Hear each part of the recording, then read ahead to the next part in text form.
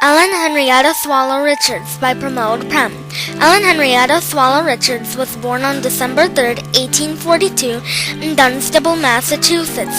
She created euthanasia, which she defined as the betterment of living conditions through conscious endeavor for the purpose of securing efficient human beings, and the study of oecology in 1892, now called ecology, was created through her notes.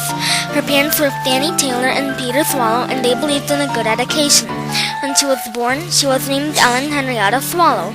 She was the first woman to go to MIT, the first woman to graduate from MIT, the first woman to go to any school of science and technology in America, MIT's first female instructor, the first American woman to earn a degree in chemistry, and the first woman elected to the American Institute of Mining Engineers. She was also the nation's first professional female chemist. She also established the first program on sanitary chemistry at MIT. Ellen attended 3 schools in her life: Westford Academy, Vassar College, and MIT.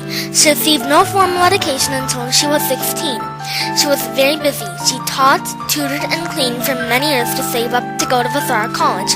She once said, "Work is a sovereign remedy for all ills, and a man who loves to work will never be unhappy." She attended Vassar as a third-year student at age 26 in 1868.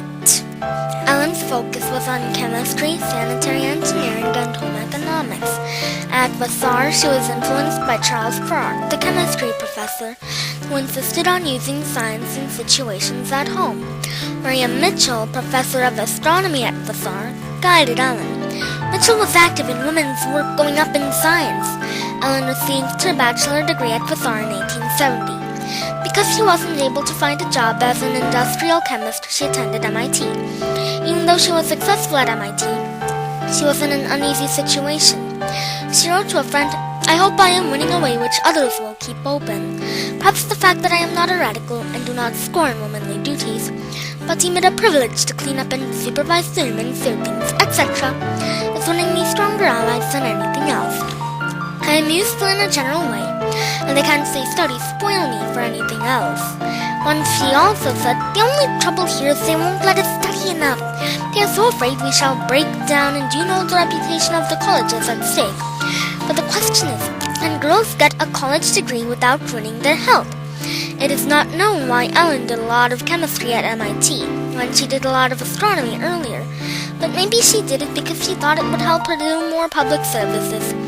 She graduated MIT in 1873 with a bachelor degree, and she probably would have gotten a doctorate from MIT, but the school wouldn't let her. She got a lot of recognition at her graduation. Professor Nichols, the head of the chemistry lab, offered Richards a job as lab assistant, which Richards accepted. As well as assisting Professor Nichols, she also assisted Professor John M. Ordway. Vassar gave her a Master in Arts degree. Her laboratory friends gave her a 3rd degree as an Artium Omnium Magistra, AOM, which means Mistress of All the Arts. Ellen married Robert Hollowell Richards, professor of mining at MIT, becoming Ellen Henrietta Swallow Richards. They were married in 1875, and they settled down in a house in Jamaica Plains. There she had a house laboratory for her theories on home efficiency. In 1876, Ellen established a lab at MIT that she taught at. The lab was a special lab for women. Her intention for opening the lab was to help women study science at MIT. Ellen was a big sanitary chemist. Her work in water, air, and minerals created the study she called oecology, now called ecology. She was a chemist to the Board of Health from 1872 to 1875 and a water analyst from 1887 to 1897. One example of how Ellen helped women study science was by setting up a program in some of Boston's public schools for young women. Ellen is very famous for helping women get an education in science and helping them get jobs in science. Ellen was a champion in helping to unblock the way for women to get an education in science. Ellen was big in the field of home economics. In home economics, her achievements were in bringing science to home economics, just like Charles Farrar insisted on.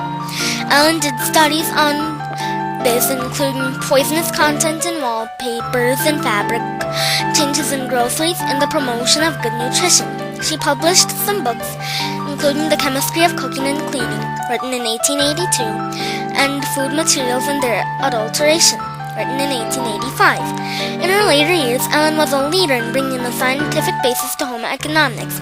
She directed the Lake Placid Conference on Home Economics, which developed standards for training professionals in home economics. Ellen conducted a survey of Massachusetts' inland waterways from 1878 to 1890. After a survey, she established MIT's first sanitary engineering program.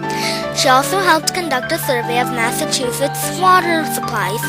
She helped upgrade health laws. She once said, "I prefer surveying for a week to spending a week in fashionable society, even of the best of class." Later on, from when Ellen created her special lab, women no longer needed one because they were regularly admitted to the school and boys and girls studied together. So Ellen became part of MIT's regular faculty, and she established the lab on sanitary chemistry from 1884 to 1911, the year of her death. Ellen's association with Professor William Ripley Nichols laid the way for Ellen's next public service. Ellen's next public service was being a chemist in the manufacturer's Mutual Fire Insurance Company. Her service to the manufacturer's Mutual Fire Insurance Company helped her more appreciate technical problems, which improved her efficiency as a teacher. For many years, Ellen Henrietta Swallow Richards was a member of the Board of Trustees at Vassar College. Ellen was elected to membership in the American Institute of Mining Engineers, becoming the first woman to be elected there. Ellen did many public services in her lifetime, including giving public speeches.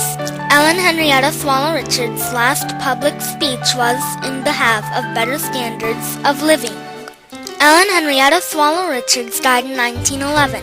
She literally spent the last bit of her strength in public services. She never fully recovered from the strain of her last public speech. She died of heart disease in her house in Jamaica Plains. Ellen Henrietta Swallow Richards' death was very sad, and people felt it. It was under her leadership that a scientific basis was developed in home economics.